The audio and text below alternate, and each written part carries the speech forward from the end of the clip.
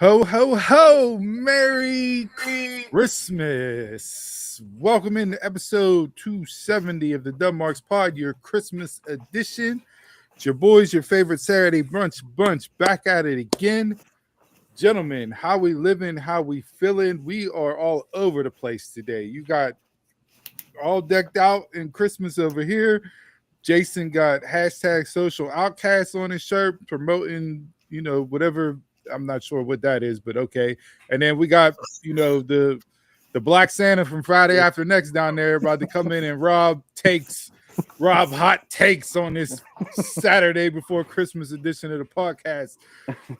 3-man booths this week. Chris is out on a Christmas edition. He's on a Christmas mission from the man up in the North Pole, so he will not be joining us today.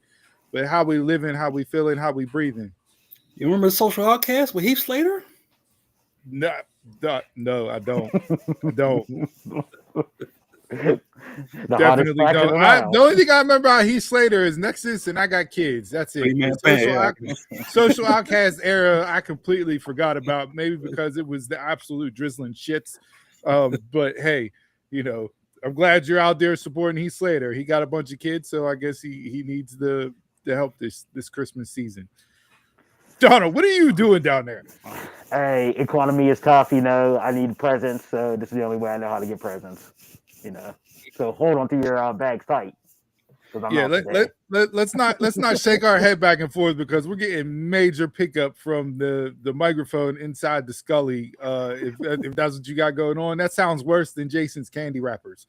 So you're gonna have to keep a still neck for the next 2 hours.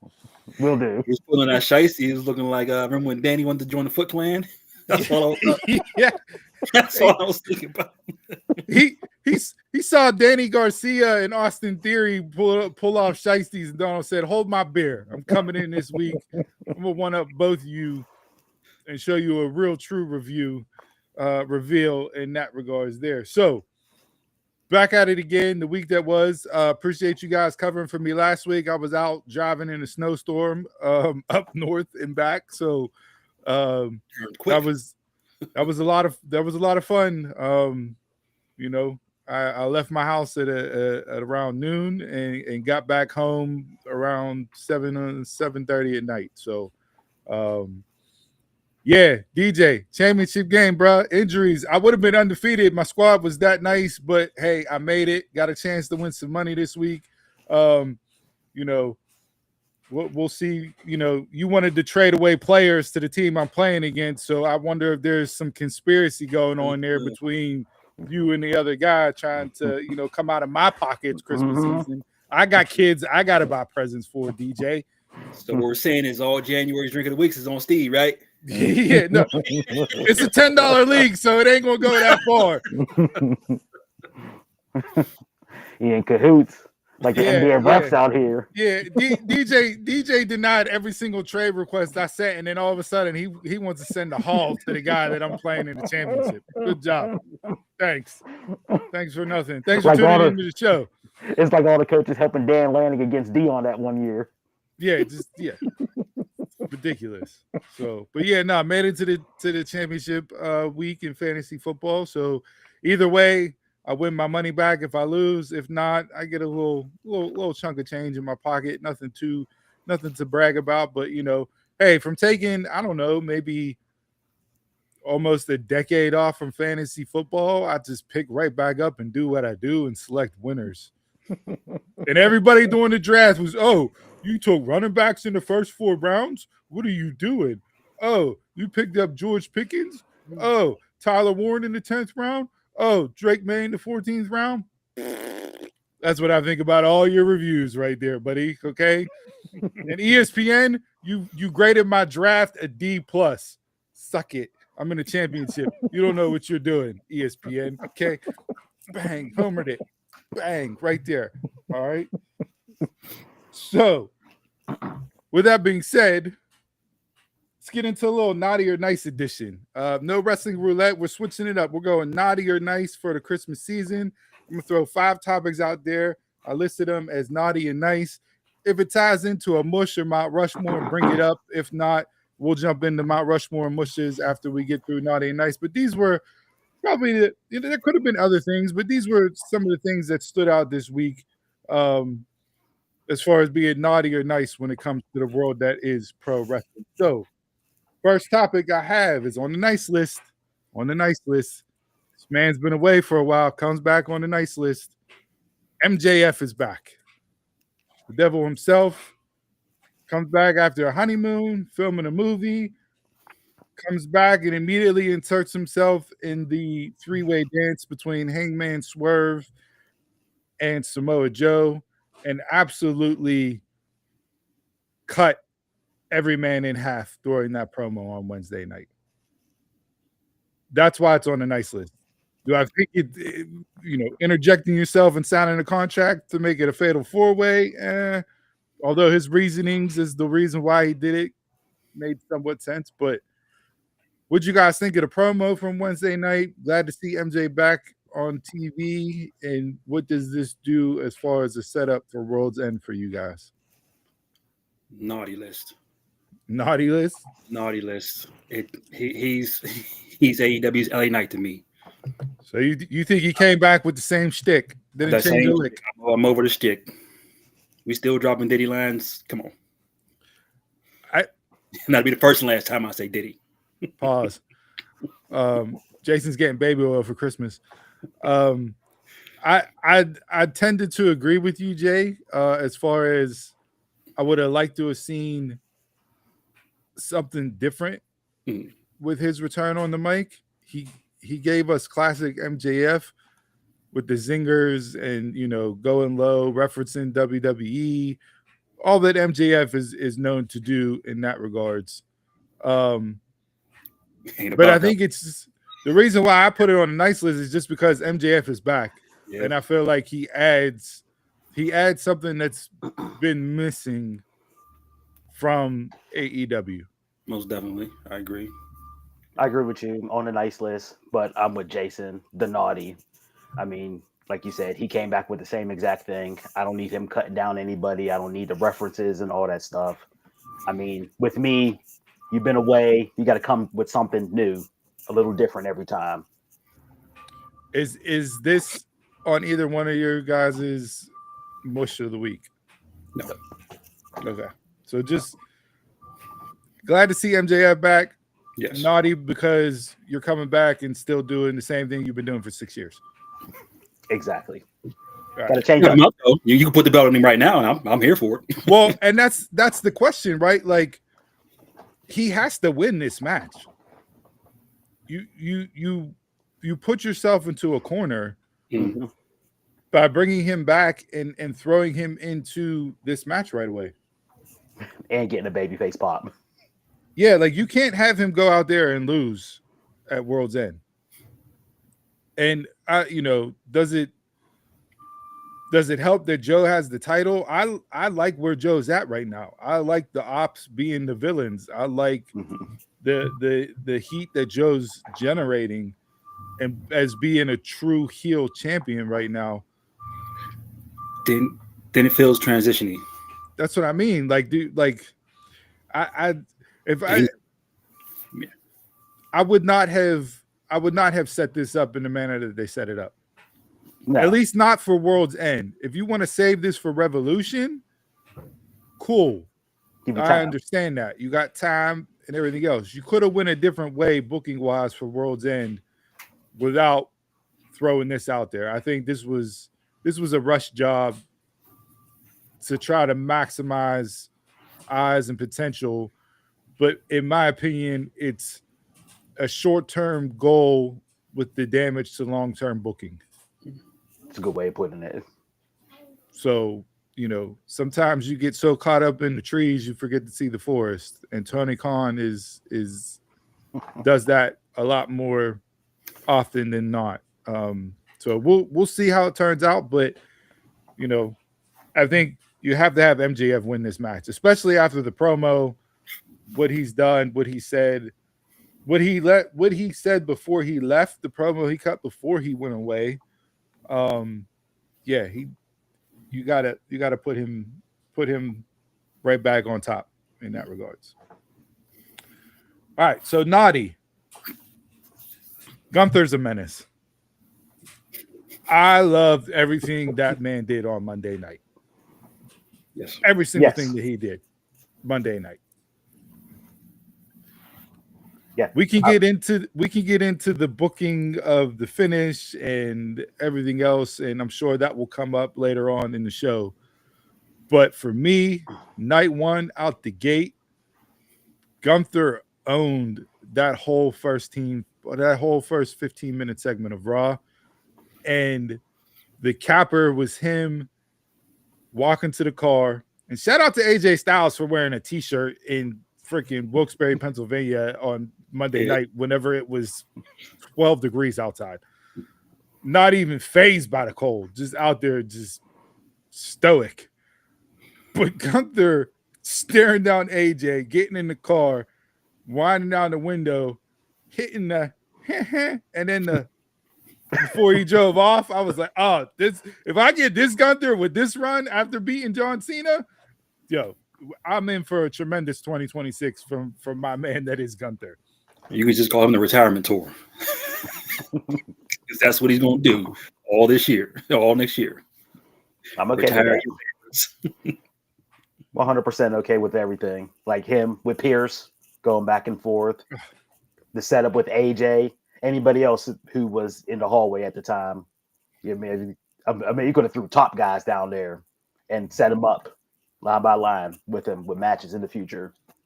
Yeah, and like I said, we can deep dive into this a little bit more later on. But Cole on Saturday night using the tagline "the career killer."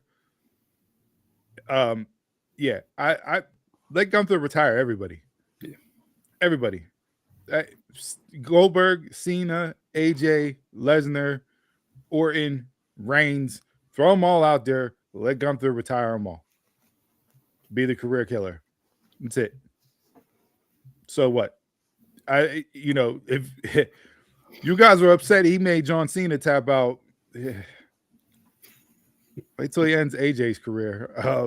Probably at WrestleMania. So yeah, it's gonna be a lot of heat on that, man. I just hope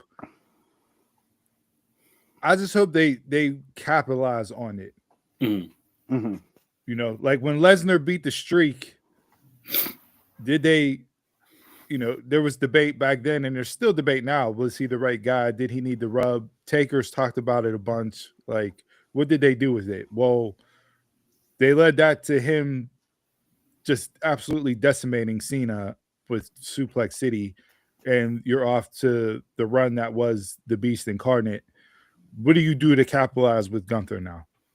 So I'm very interested, especially because the top of the scene right now, you're looking at Braun Breaker, Punk.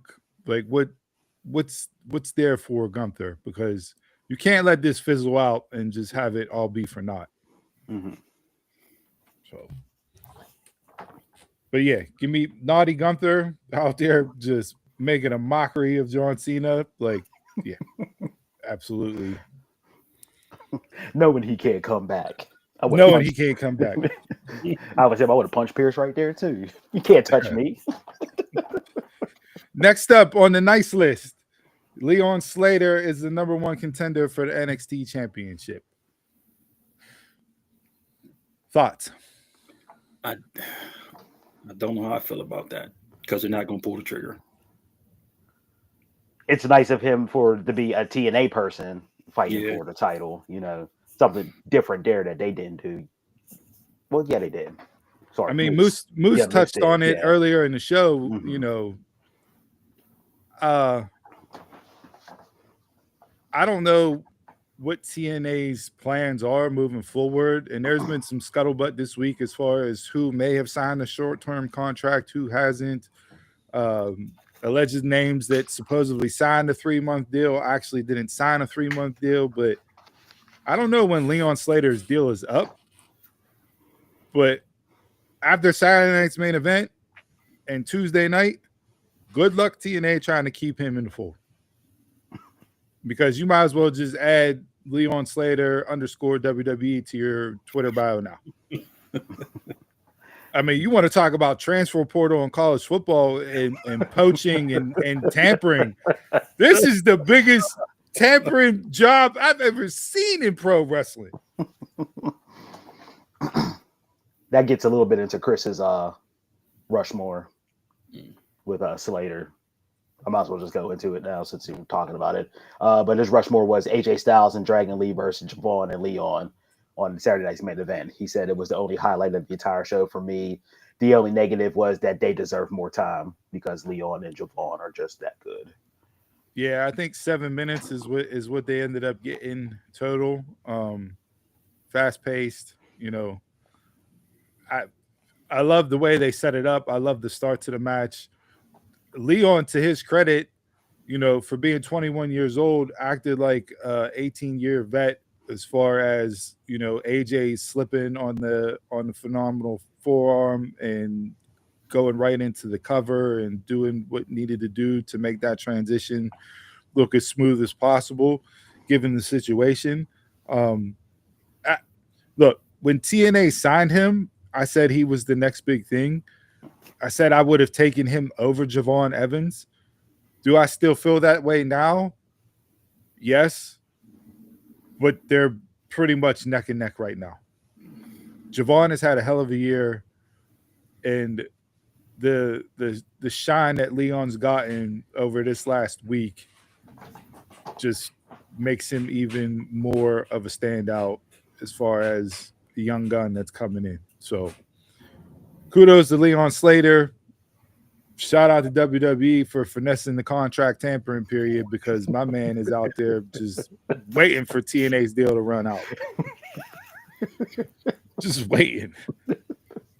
Like,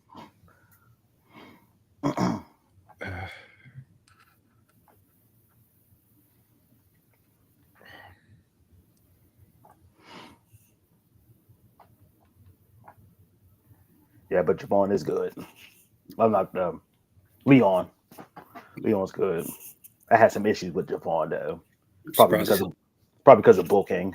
I had issues with that. I don't know that him and Oba match was just like too many damn kickouts. It just kills me with Javon. Is like every time he always gets his ass beat by somebody. I mean, he got put through a table. He got his jaw broken this year. I'm just like, dude. It's just like Steve Harvey on You Got Served. You just got your ass beat. Like, so like that was the only highlight of the thing. I enjoyed the whole Saturday night event. Chris can go back to watching that XPWX. An Indian wrestler. Main event extreme. all right. Next up on the naughty or nice list. Little naughty. I don't know if you saw the rumors this week, but the Nikki Bella Cougar era has officially arrived. Damn. Nikki Bella is allegedly dating 22-year-old Eagles cornerback Cooper DeJean, the great white hype, the white CB1.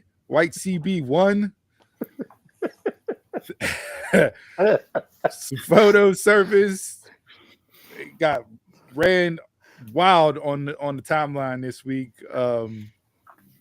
Hey, shout out to them. Cooper, I salute you.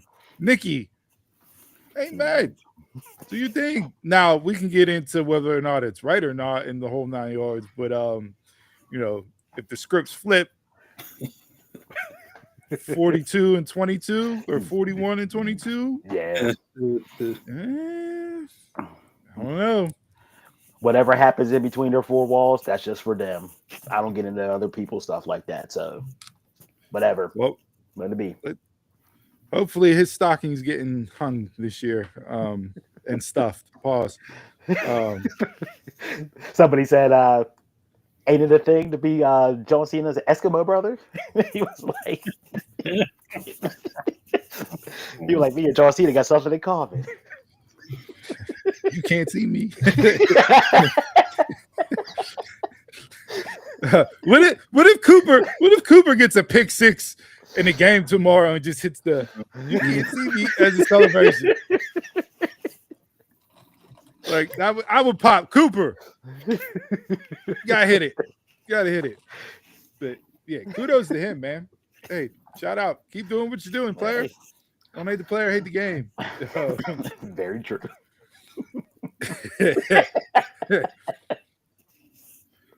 All right, and then lastly, this one I have tagged as naughty or nice, depending on your vantage point, your viewpoint, and what you think. Cody Rhodes. Cody Rhodes. QB1, the man that's above the law. Man, that sounds like a heel promo there, boy. He came in with them shades and they automatically look heelish. Well, everything he's done has been heelish. You work for me. Showing up at Drew's house, heel. Tackling, spearing a police officer, heel. Being defined as you're getting arrested, heel. Talking down to your boss, I don't work for you, you work for me, heel.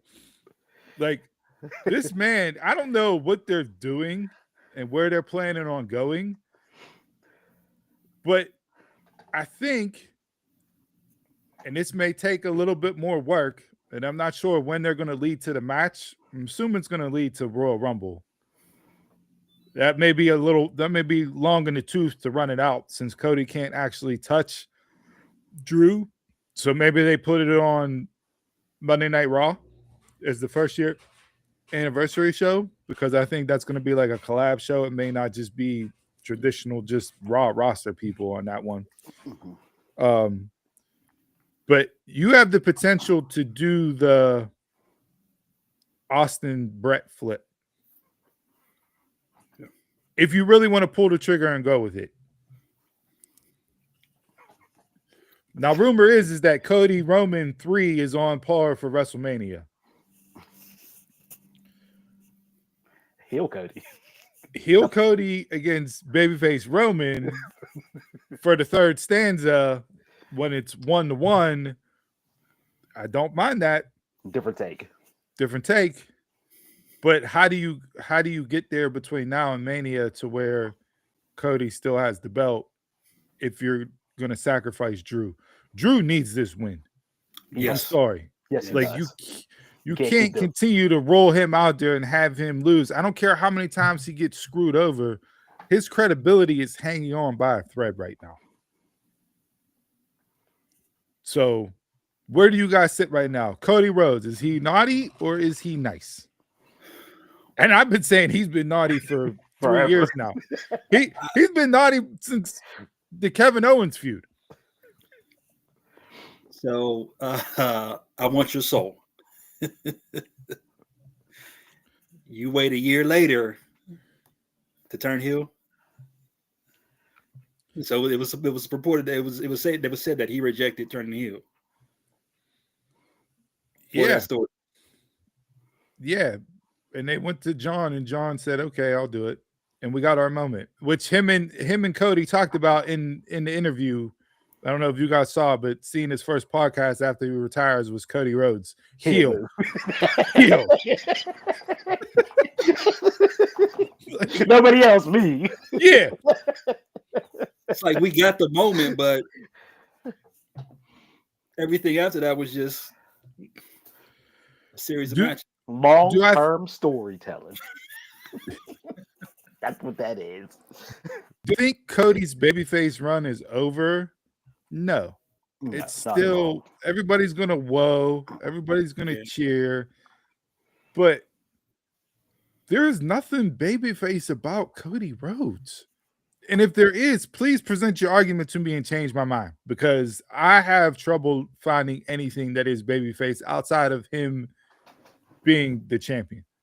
He signs autographs on the ramp and hugs babies. That's about it. Yeah, I mean, even the suits and how, like, even that's just coming off heelish to me now. It's like, oh, you smug ass, like the black pinstripe. Like I was wondering, are they going to turn him heel just so his babyface gimmick doesn't get tiresome too quick. So take it back to like Hogan.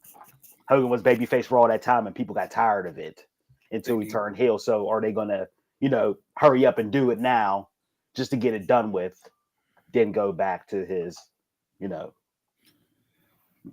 How do you avoid the Seth Rollins situation? Because they're still going to woe. Change his music. Yeah, you're not changing that. Change his music. No, when Hogan turned heel, they changed his music. And Seth talked about this. He was on Julian Edelman's podcast, Greatest Game Ever Played. I think that's the name of it. It's something like that. But they were reviewing the Hell in a Cell match with the torn pec.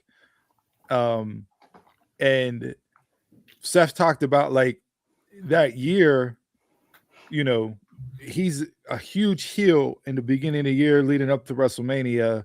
The outlandish outfits, the boo, everything else. Coming into Hell in a Cell, he's still hated and despised and booed and everything else. But by December, they have to flip him babyface because they're chanting his song and they're cheering him and everything else. And he's like, and that's in a 12-month period. Like sometimes the fans demand which way you go. It's ultimately on Cody if they do pull the trigger to make him turn heel. But with the Austin and Brett correlation that I drew, if you are saving this match to Rumble, you have the time to tell that story to make the turn to where you get into the match. You see the double flip. Mm-hmm. And Drew's the babyface coming out of it. Cody's the heel. And then you can go towards Mania. And hell, I don't even need Cody and Roman 3 for a title. I know they won't book it without the title on the line, but I technically don't need to see it be for the championship. No, it don't. Whenever you're start getting bigger, when you're bigger than the title, and the two of them now are bigger than the title. So you don't need it. It's like Taker on his later years. He didn't need the title for anything. He just had his name. And that was good enough.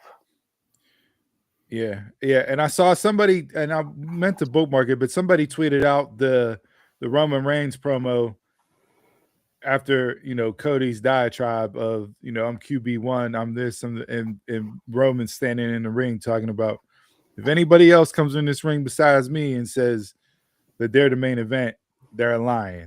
If everybody comes out and says that they're QB1, they're lying. If everybody says that they're the man that carries this company on their back, they're lying. Like there's only one man, the main, and I forgot about that promo, but watching it back, I'm like, you can transpose that to today and it slides right into place. He could go out there and repeat the same promo, and it still adds up. Roman's the draw, the guy, the main event, the marquee. You can thank John for the houses this year, but going forward, is Cody delivering those houses? Don't know. He bought my house. But that's your thread. That's your story between them two. To where Cody's the heel and he thinks he's QB1. He thinks he's the face of the company. He thinks he carries everything. And Roman's like, bro, check the analytics. Check the numbers. Check the stats. Tribal chief is the tribal chief. So we'll see where it goes, but new era. I feel WWE's the same way as we said with AEW earlier with the MJF. Like, Drew has to win. You can't and if he doesn't win, then hey, hasta la vista, see you later. Take 6 months off. Dude, you got to go away. Because even moving you over to Raw is not going to change how I feel about you. So we'll see what happens there. I got Cody on the naughty list. I've had Cody on the naughty list for 3 years now. So again, if you don't believe me, change my mind. Present the argument because outside of him having 2 kids during this title run, my man, that's heel too. Hey, give him the wise man when he turns. You just go with everybody. Every top heel. All right, so that's the naughty or nice list. Let us know what you had on your naughty or nice list from this week in pro wrestling. Let's get into the Mount Rushmores and mushes. Chris already gave his Mount Rushmore as far as being AJ Styles and Dragon Lee for their match this week on Saturday night's main event. I agree with him. That to me was the standout. As soon as they announced the match, I tweeted out that it was match of the night, match of the weekend, going to steal the show, like hands down. I knew what that was going to do and what that was going to deliver. Donald, what is your Mount Rushmore this week? My Mount Rushmore is from that same event, but Oba. Oba shows he can hang on the main roster. I mean, everything. His presentation, the crowd into him, him hanging with Cody, even though Cody seemed heelish in that match. He can hang. Oba is the next star on this main roster. And he proved himself on Saturday. He did. And I called the match too with Drew coming in. Yeah, I had that in as well. Just take away the strut coming out. No, that's trending. That's trending. That's a TikTok meme now. Everybody's like, I'm walking into work about to call off. Doing the strut. Yeah. That's trending. That's the gas movement. I was about to make my Mount Rushmore alone. Yeah, I mean, I think Friday, him coming out and cutting the promo he cut on Cody set up what Saturday was going to be. Absolutely, he's definitely a star and a guy that they can build around. We talk about having what's your core 4, what's your 6-pack, what are your top 6 guys that you can run in main event angles. That way, if one gets hurt, you can slide another one in. And if you're looking to the future with Cena retiring, with AJ retiring, with Lesnar retiring, Roman being in and out, Seth's long in the tooth, Orton's long in the tooth, what's your next core 4 or 6-pack? Obviously, Braun Breaker is one, right? Oba is definitely going to be in that core 4 or top 6. Regardless of which brand he ends up on. Mm-hmm. And by all means, like, I grew tired of Oba for a little bit. This has rejuvenated me and got me back fully behind the Oma Femi fan club. Yeah. Because he's going up against people he's not going up against, You're tired of seeing him running the mill through NXT, Yeah. So it was different, challenging himself. And then clearly against people you can dominate.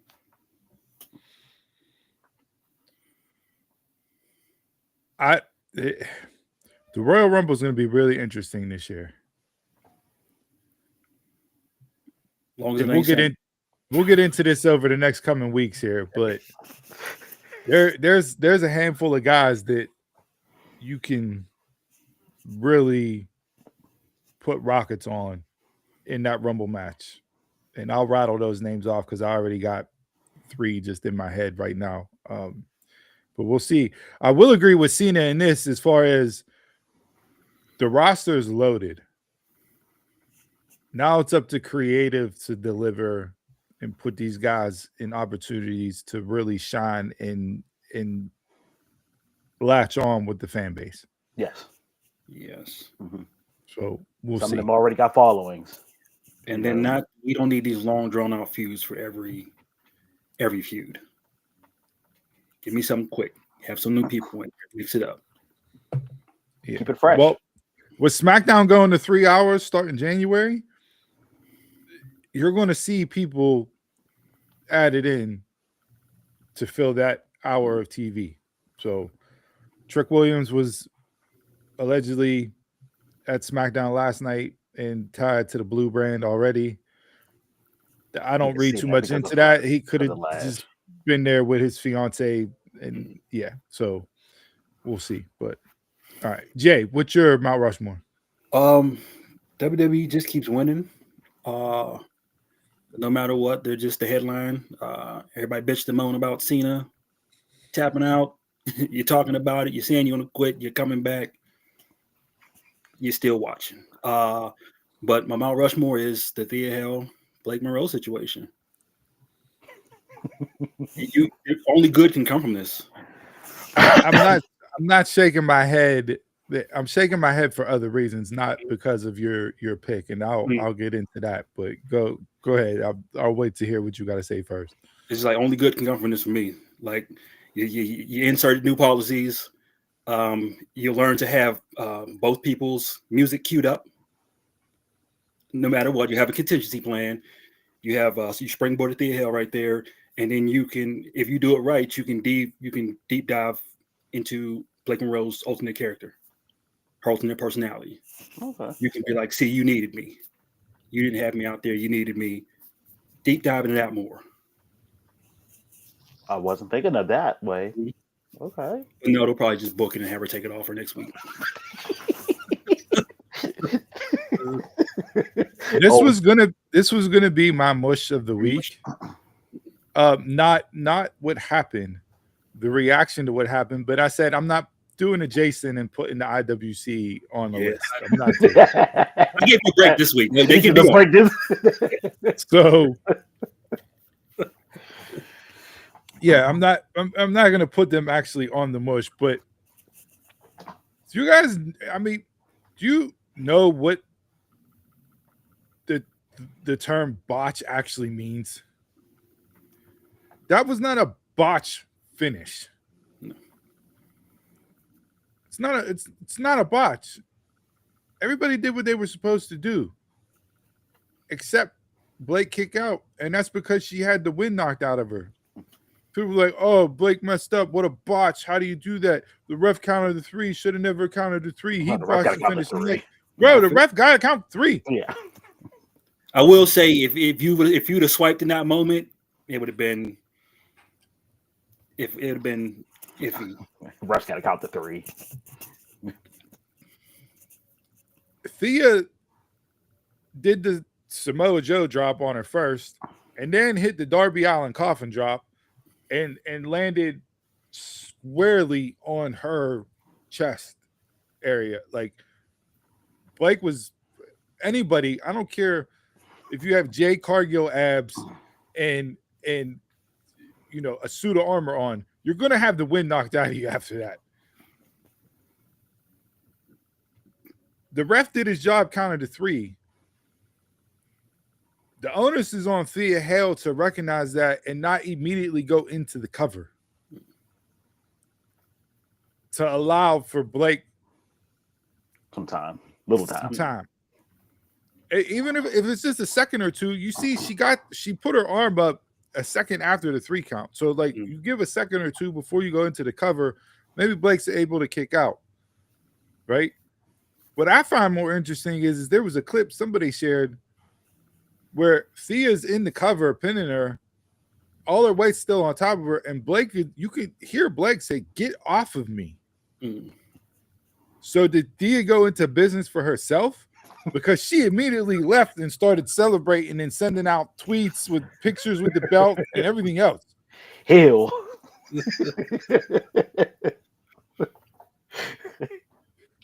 So if Thea went into business for herself, that's a completely different conversation. I don't think no.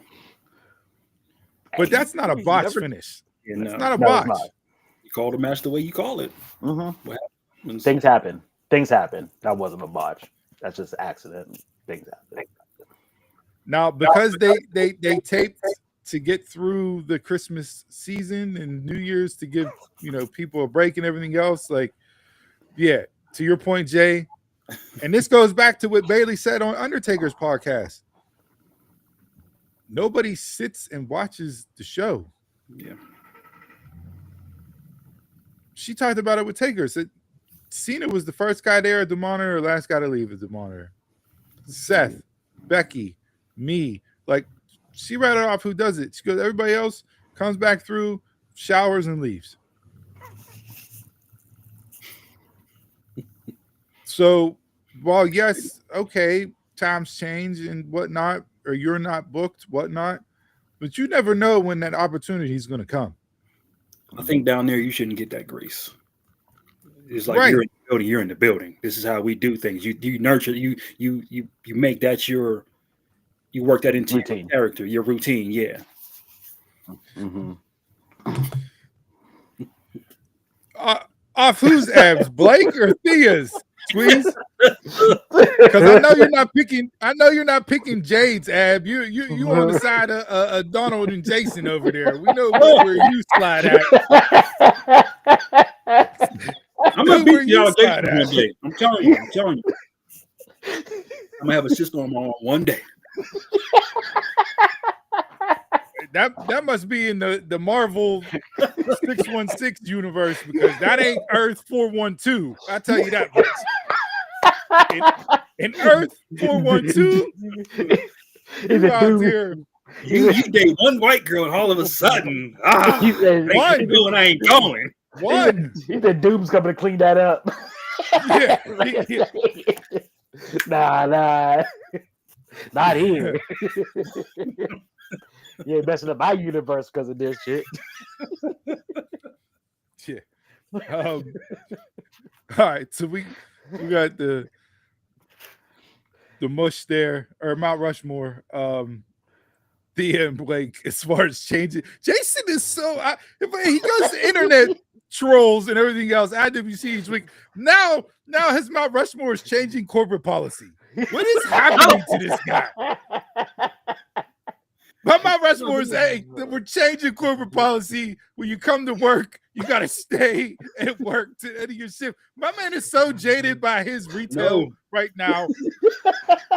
He's taking all his hate on the big red circle logo and throwing it at WWE, saying, yeah, change the policy. Make them stay till their shift's over with. If I got to be there, clock in, clock out on time, so do you.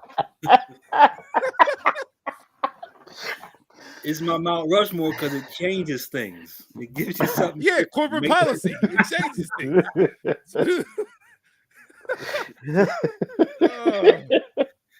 Is this better than the open challenge bullshit they had last week? Yes, 1,000 times. Well, there were spoilers about a certain open challenge that took place last night, and I'm so mad that I saw could that. That could be my mush. I'm so mad. I saw that before I logged on. I was like, "Are you kidding me? Like, really?" Yeah. So my mush this week is Justin Timberlake. That's your mush? Yeah, aka Austin Theory. My man pulled that mask off and looked like Justin Timberlake in the Cry Me a River video. Hence the title of this show. I was trying He to out there jaded because Britney Spears dumped him. He's out there jaded because Grayson Waller dumped him for the New Day. He's gonna throw on a Scully and start curb stomping people. I was sitting here like, what did Jack Perry do? That reveal was ass. That reveal was terrible, and I hope they do more on it. Like, he wasn't the only black mask person. I hope there's another one running around somewhere for a time, because that was awful. I didn't mind it. I enjoyed it. I'm not mad at Austin Theory being the guy in the hoodie. It's the reveal. It's when you did it. It's how you did it. It's the only way that this makes sense in my eyes, if I have the pencil, Austin Theory is Seth's eyes and ears right now. The visionary put something in place to keep tabs on everybody, to report back to him. So if we're going to run around with multiple masked men, and these multiple masked men are with Seth, and Seth comes back and we get the Vision versus the Visionary, I still don't know why they call themselves the Vision. Seth's out of the freaking group. Like, can we change the name? Nobody in there has a vision for the group right now. Outside of them just beating people up. What's your vision? What makes you cunning and conniving and chess players where you're moving the pieces on the board. It fits Seth being in front because Seth was the architect. He's done this in the past. So the name tag fit. Now it makes no sense. But why reveal Theory on Monday Night Raw? If you were going to do that, then just reveal him the night after Survivor Series. Yeah. Only thing I hated was like Pierce was like, I need an answer tonight to Paul. And yeah, Heyman's like, I don't know who it is. That was stupid foreshadowing. And if he is part of the group, then you have Braun, Bronson, Austin Theory, and Logan Paul. None of those guys need Paul Heyman. Braun Breaker doesn't need Paul Heyman. No. Braun cut his best 2 promos of his wrestling career, and Heyman stood in the background. Bronson Reed got over by being a beast, no pun intended, but taking dudes out and delivering tsunami after tsunami after tsunami. Logan Paul hasn't had a mouthpiece his entire time in WWE. Now, Austin Theory is the one that's kind of on the fence. Mm-hmm. But what's the motivation? What's the change? Why now? He hasn't been on TV in damn near a year. And the only way for me that it makes sense is that he's on Seth's payroll. He's Seth's guy. Seth put him there. I like that more than throwing him in division. So where he's rubbing up on Heyman and Heyman's like, I pulled the strings, and Seth comes back. Paul. Me. I pull the strings. The reveal was flatter than flat. It was the same as Daniel Garcia pulling off his Scully. But is it at a fault of your own for not your own, but the IWC's own for it always comes back for being in the know? I We mean, knew it all along. And for the people who looked at the ass and was like, "Yeah, that's Theory." Pause. I didn't know people were doing that. yeah. Well, that fits your timeline with nothing but ass on it. That's why your algorithm picked that up. You need to change your company's policy on what you scroll through because, yeah, you're getting breakdowns and discussions on men's asses and jeans to call out who's underneath the hood. We got to change that. We got to change that. That might be some of our policies on this podcast. We got to talk about. You got to talk to HR. Yeah. Trademark that to lead off the clip of the week from last week.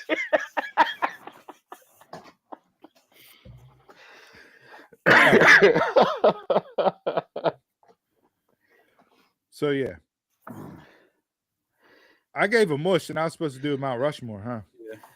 Yeah, I'm a dumb mark. I just realized that now. I couldn't wait to get that mush take off. My Mount Rushmore this week. I'm gonna give it to Kyle O'Reilly and Pac. I love that match. Or not Kyle O'Reilly, Kyle Fletcher. Fletcher and Pac in the Continental Classic. The phenomenal match. Pac is Pac, and for whatever reason, he's been so stop-start due to COVID, due to injuries, due to visa issues, the whole 9 yards. Hopefully he gets a true run now because the man beat Kenny Omega after arriving in AEW, and you haven't done nothing with him for 6 years. Kyle Fletcher, for me, is going to be AEW World Champion by the end of 2026. So those two for me, love that match this week. But agree with Chris as far as AJ and Dragon Lee, but Chris took it, so I didn't want to double up on that. All right, those are your Mount Rushmores. Mushes, I gave mine. The theory review. Flatter than a set of A cups. Donald, what was your mush this week? Oh, but we do Chris first?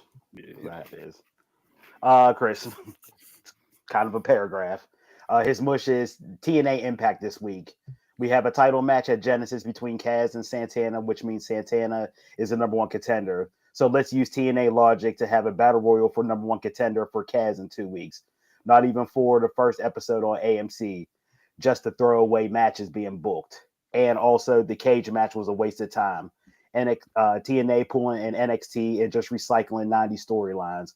Also, why are we calling this just a steel cage match when TNA already used the Lethal Lockdown name for War Games?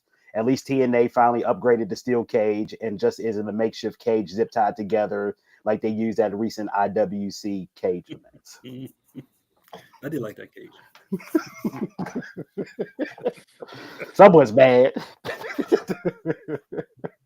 Yeah, I will say this whole NXT invasion angle with TNA and That was awful. turning it into father-in-law, father-daughter, son-in-law beef between Stax and Ariana and Santino. Just ass. Did we see that with Hogan, Brooke Hogan, and Bully Ray? But that was at least done right. That led to an actual reveal where you were like, "Holy shit, that's the aces and eights." And then it led to Bubba cutting the promo that, oh, yeah, Hogan, I banged your daughter. Like,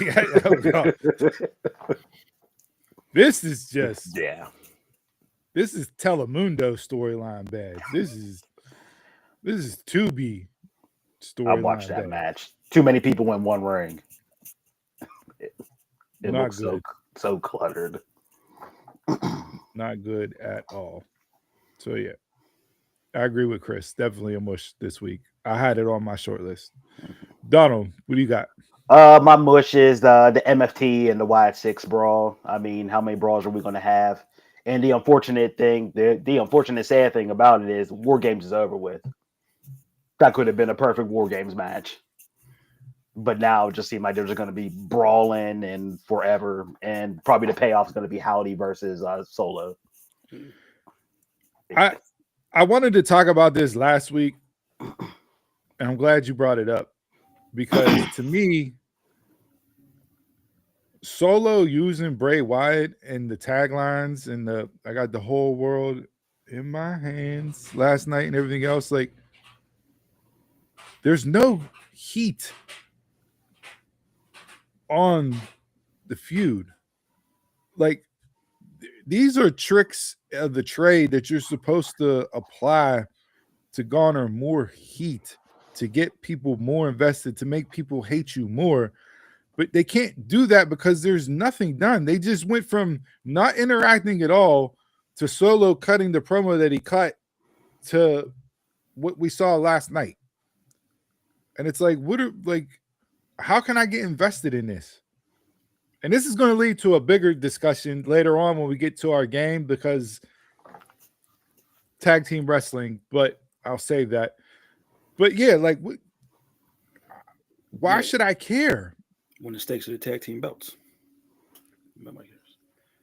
Then you, I love it, but Solo doing house shows and Yeaton doesn't help. I mean, I loved everything about him doing that at the house show, and but when it leaks out, how can you can't separate? You love Solo, and then you got to take him serious. To me, that was worse than the click hug that broke kayfabe. That did more damage than that. Not to mention Jay walking out with the entire MFT crew after Cena's match ended. It's like, all right. It's like, wait, hold up. Yeah. Can we get a couple people in between so it don't look like y'all were just in the back? saucing it up. Yeah.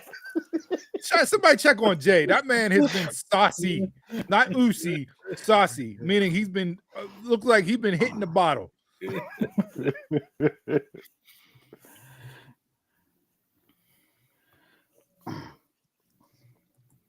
DJ, we're gonna get into this with our game because the PWI put their top 500 tag team, and we're gonna get into that. And that's how I was originally going to start the show. I was hoping nobody would see it because I wanted to get the fireworks that I know Jason's going to have on in regards to that. But he sent it over in the group chat last night, so I had to pivot in that regard. So yeah, mush all the way around. It's something that I want to get invested in, but you've done nothing with either group, and then you just immediately go to the gasoline spots to try to pull me in, and it didn't work. It backfired. Like I should be hating Solo Sikoa right now for using Bray Wyatt and the taglines that he said and using his words in his own promos and everything else. And now I'm just like, all right, it does nothing for me. It's not delivering at all. So not good in that regards there. My mush just piggybacks off that because my mush has been SmackDown the past couple of weeks, be it taped or whatever. Like once I see the main event, I'm just like, I checked out. Last week you had Rhea and Tower Twins versus Zelina and Damien, or Zelina and Alistair. And then this week you had the MFTs versus Howdy and them. I just checked out. I'm like, these have been some terrible shows. Even though, I mean, I get that they're taped, and I feel like next week's gonna be shit too. Like, unless you ended off what we know happens, the spoilers we seen, it's gonna be another waste for me. Like, watch that invest. It probably won't. It'll probably be Drew starting or Drew and thing opening and ending in match or ending it. Yeah, these last two main events, I checked out. It's Road Dogg, man. Didn't even finish SmackDown. It's Road Dogg. It's the booking. Yep. Yeah, we pinpointed Ilya and open challenges being Mount Rushmore for how many weeks in a row just because of what Ilya delivered in the ring. But those open challenges aren't doing anything from a story perspective. They're not telling anything. Did they incorporate story to get to the Ciampa Ilya match? Yes, but even that was like how you called him a jackass. So hey, you got jackass over, and DIY made shirts out of it, so their merch numbers are going to go up and their bank account's going to get fatter. Kudos to them guys. But what did you really accomplish with that? Nothing. And now, what we can get into this next week because I got a feeling that's going to be either a Mount Rushmore or mush for several people on the show next week, based on that. But there's your Mount Rushmores and mushes of the week this week. Hit us up on social media and let us know what was your Mount Rushmore and mush of the week as Jason bites a Christmas tree. Break, man. It's not a Kit Kat. What are we doing? I eat every show. Why are we still calling it that?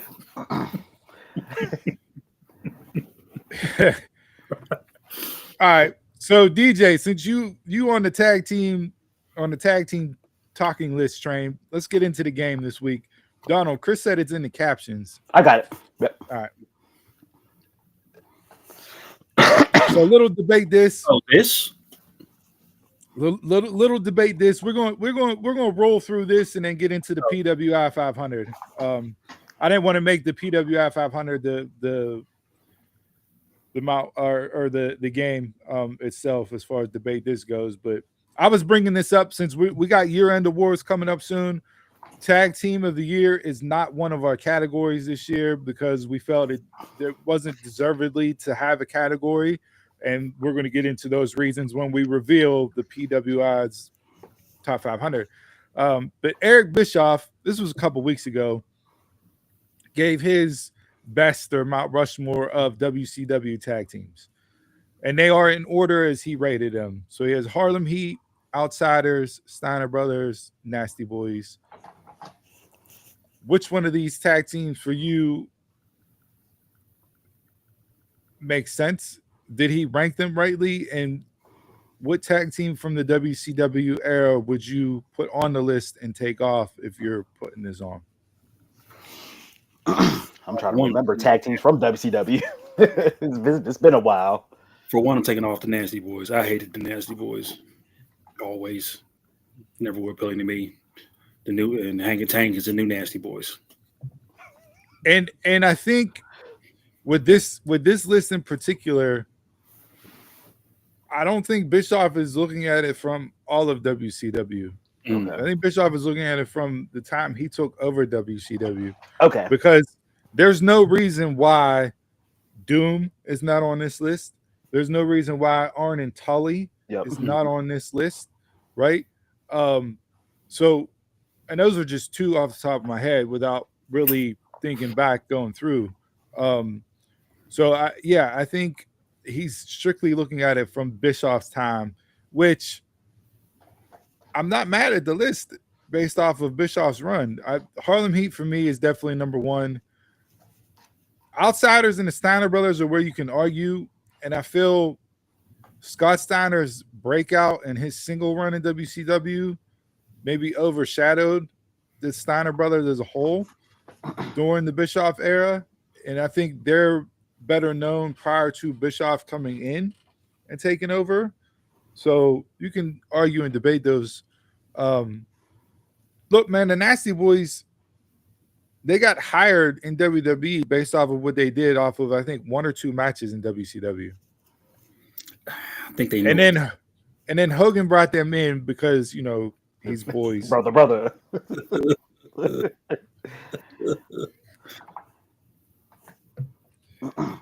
Yeah, I mean, you can make that argument, but Hall and Nash had the belts.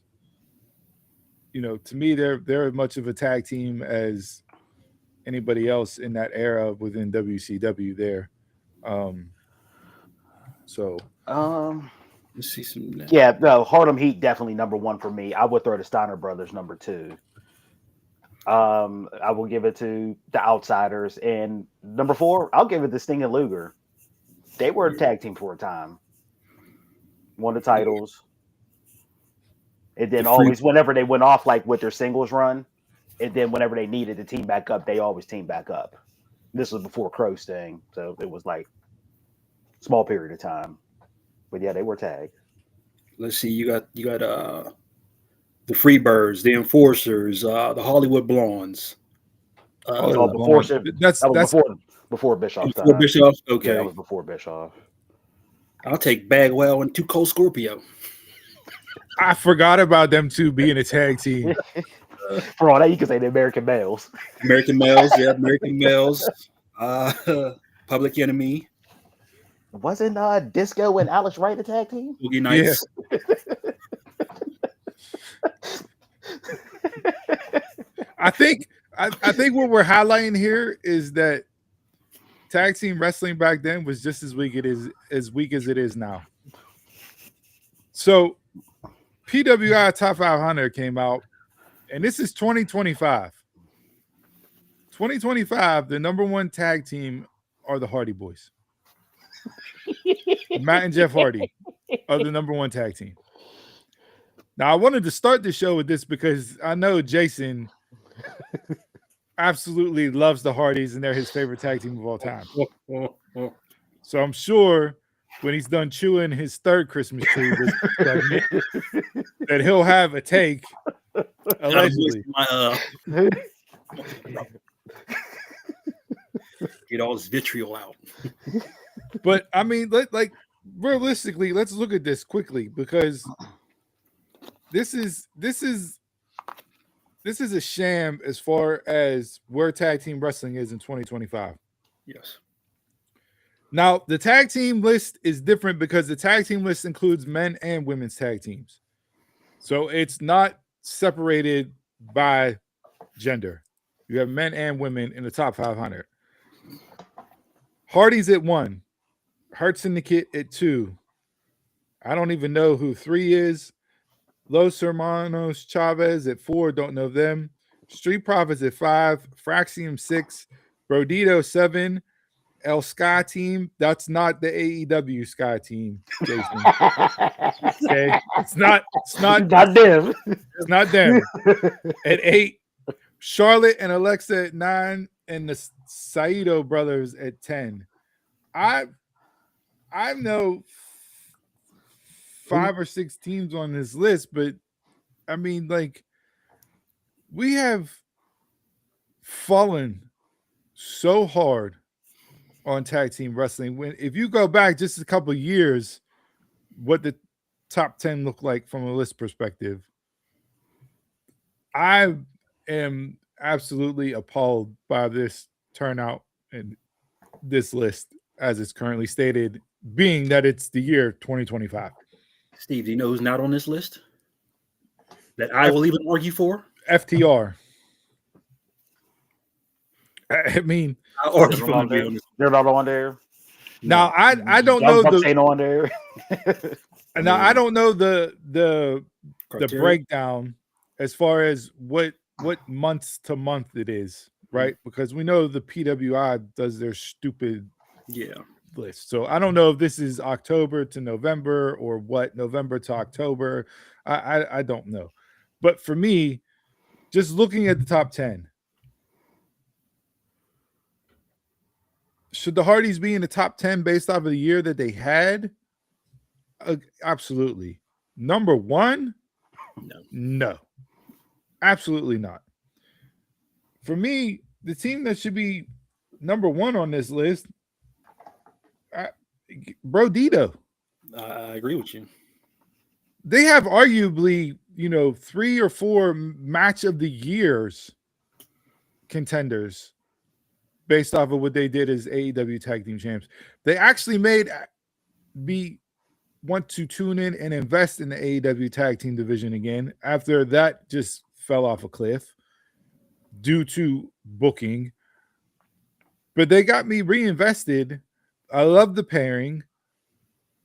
Great chemistry. Led to a tremendous match with FTR, who's continued the momentum, and they just put on a tremendous match last week on Collision with the Bang Bang Gang. So Brodito definitely deserves more respect than this. What did the Hurt Syndicate do? Nothing. Their entire run was marred with they won't put nobody over. Yes. Mm-hmm. But yet they're somehow the number 2 tag team. How is Finn and AJ? I'm not Finn and Finn and JD list. Then they held the belt twice. And I don't know whenever the like you said the breakdown was, but Fraxium, weren't they still NXT champs for a little bit of the first year? I don't. Before they moved on. They might have been. Yeah. And they was giving us good matches then, and every time we wrote them off, they continued to win. And they had match of the night on the takeovers. Like they were the reason to tune in and watch the takeovers. But you have them two. You have them in Street Profits, but no DIY and no Wyatts, the ones that held the belts. Motor City Machine Gun. There you go. They're actually doing more wrestling than the Street Profits.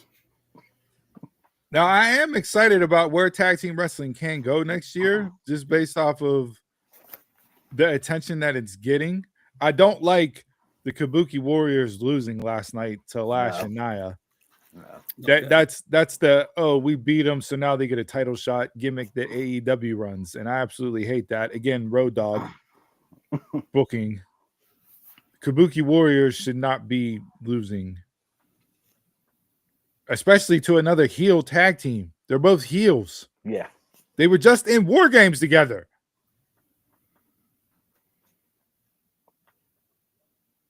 Like, what are we doing? One other thing I didn't like too over the week was New Day and the Usos. Like, you just can't give me their promo, then the next week a match with them. Like, that has too much history to be that quick of a turnaround. Mm-hmm. Yeah, like you're supposed to build that up because that was your tag team division for a long time back then. And not only that, you're sacrificing New Day because where I think this ultimately goes is Jay turning on Jimmy. So you're putting the Usos back together to force a heel turn to make Jay the baby or to make Jay the heel. Mm-hmm. At the expense of the tag titles. And if the Usos are back, yeah, and if the New Day or if the Usos are back, why are they coming out to Jay's entrance music? Jason, I told you that. That should be Uso Penitentiary. Yeah. What are like so all you need is them four. You need Dragon Lee, whatever you want to call them. Dragon Styles. Dragon Styles, Usos, New Day, and give me JD and Finn. Even though Finn or JD's on the shelf, but there you go. Match the night every night. Let them run roughshod. But here's the thing, right? You have a little bit more depth on SmackDown. Yeah. But in total, you have 8, maybe 10 tag teams.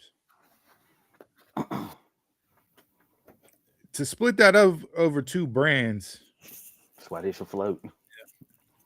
Like the women, I'm way more interested in the women's tag team division, even though majority of those teams are on SmackDown, but you have 4 or 6 teams, but the depth is there across both shows. So I'm way more interested in that. There's more compelling teams. You can do Io and Rhea together as a team. Kabuki Warriors are the champs. Nia and Lash. You got Charlotte and Alexa still, right? You have Raquel and Roxanne, which you can throw Liv in there too, right? Bailey and Lyra. Like you have teams to make it relevant if you're going to, look outside for stars in the singles division wise. For as big of a fan as tag team wrestling is, like I said, I can't get over this list, this top 10, and just how bad it is. Now, I haven't seen the remainder of the list, so I don't know where other teams slotted, but this top 10 can get out of here, hit the bricks in that regard. Might as well put a magazine out. Just cancel that subscription right there. Just throw it up in a tweet. Yeah, find that shit online. This one. Do we got any quick hitters this week? I do. I have one. WWE is putting a freeze on their hiring process. They said that TNA and AEW talent was calling WWE, and they said they already had so many people in development that we don't need your talent right now. Everybody wants a job.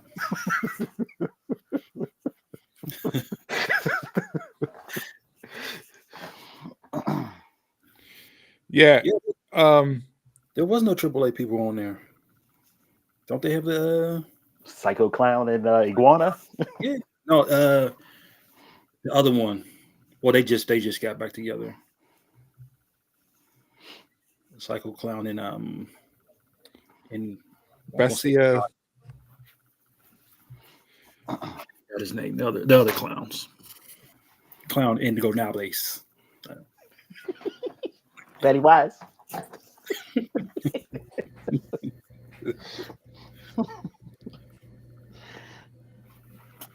You might as well put Ethan and Chelsea on that list. Not player.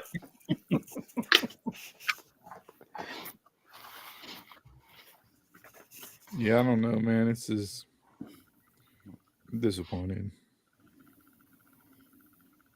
Like, yeah, I don't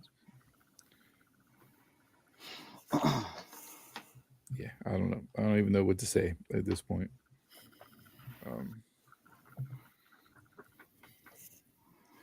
All right. Nothing else? Nope. All right. Welcome. Thank you guys for tuning in to episode 270, Cry Me a River of the Dunmarks podcast, the Christmas edition. Thanks for tuning in each and every single week, rocking with your boys. As always, find us on social media at Dunmarks Pod. head on over, email the show at dumbmarkspod@gmail.com. Go to prowrestlingtees.com/dumbmarkspod, wwe.com/dumbmarkspod, VPN, Surfshark, Dumbmarks. Anything else that I forgot to tag and throw out there? I think yeah. You know it. Nope. All right. This week's quote of the week: discipline is choosing what matters when comfort tries to lead. Discipline is choosing what matters when comfort tries to lead. I know this time of the year, everybody can get comfortable. Nah. Stay disciplined. Do what you got to do. Make the best out of whatever situation you're going through. Say hello to somebody this year. Holidays, people can be struggling, going through things. Uplift, say hello, lend a helping hand. Get out there, do some good. Enjoy time with family and friends. And until next time, y'all can catch us around the way.